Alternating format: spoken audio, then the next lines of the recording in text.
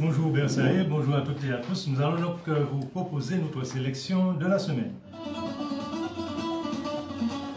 Nous avons retenu pour vous le conflit qui perdure à la compagnie aérienne Interregional Express,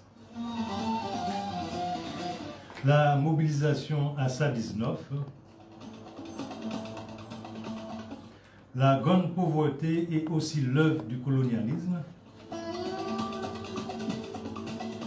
et puis les résultats de la finale de la Gold Cup et le classement.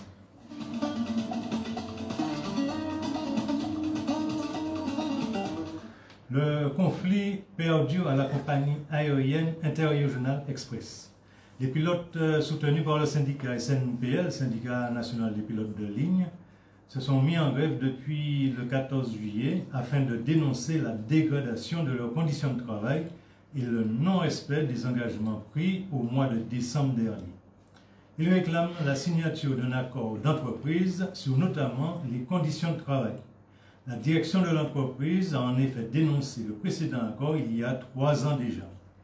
Ils revendiquent également une augmentation de salaire à la hauteur de leur engagement dans l'entreprise qui serait de l'ordre de 15%.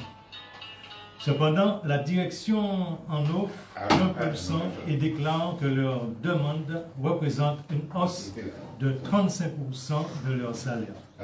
Elle soutient que satisfaire de telles revendications conduirait à mettre en péril l'entreprise. Elle refuse d'engager des négociations et exhorte les pilotes à reprendre le travail. Les salariés mobilisés ne l'entendent pas de cette oreille et disent que la direction brandit toujours la menace du dépôt de bilan afin de contrecarrer les demandes salariales. Les protestataires ont décidé de durcir le mouvement en déposant et en mettant en œuvre un préavis de grève illimité. Les salariés de la société SA-19 syndiqués à la CDMT étaient mobilisés depuis le 6 juillet dernier pour protester contre le non-versement des salaires des mois de mai et de juin. À la suite de ce mouvement, une partie des salariés, une partie plutôt des salaires a été versée. Une plateforme de revendication a été communiquée à l'employeur et les salariés qui ont été payés ont repris le travail, mais le syndicat déclare qu'il reste vigilant et mobilisé.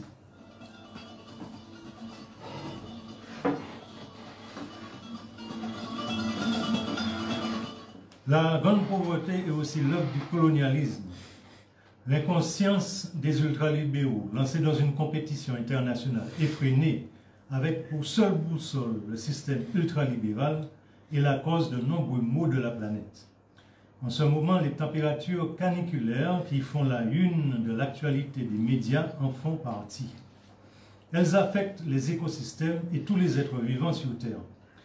Dans les pays où le système ultralibéral se couple au système colonial, les dégâts sur les peuples sont décuplés.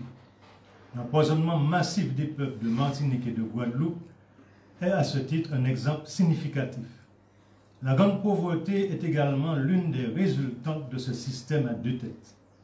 L'INSEE, l'Institut national de la statistique et des études économiques, définit la grande pauvreté comme la combinaison de faibles revenus et de privations matérielles et sociales sévères pour les personnes vivant en logement ordinaire. Alors qu'en France, l'INSEE observe que la grande pauvreté touche 2% de la population française, dans les colonies où sévit l'État français qui détient l'essentiel du pouvoir, le taux est multiplié par 5 jusqu'à 15.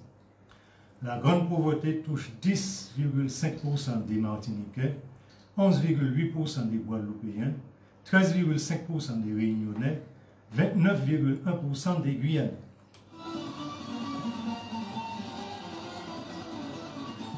Gold Cup 2023, nous connaissons maintenant le résultat de la finale et le classement de la Gold Cup. Le Mexique et le Panama étaient les deux équipes qualifiées pour disputer la finale de la Gold Cup 2023.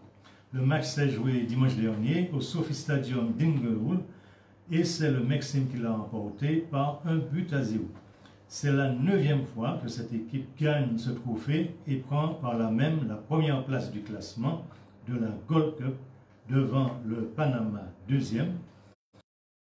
La Jamaïque est 3e, 4e les États-Unis, 5e le Guatemala, 6e le Canada, 7e le Costa Rica, 8e le Qatar, 9e la Guadeloupe, 10e le Honduras, 11e la Martinique, 12e Haïti, 13e.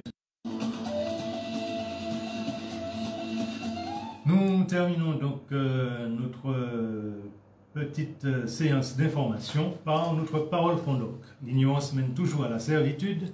Il faut que nous soyons donc vigilants afin de ne pas être manipulés.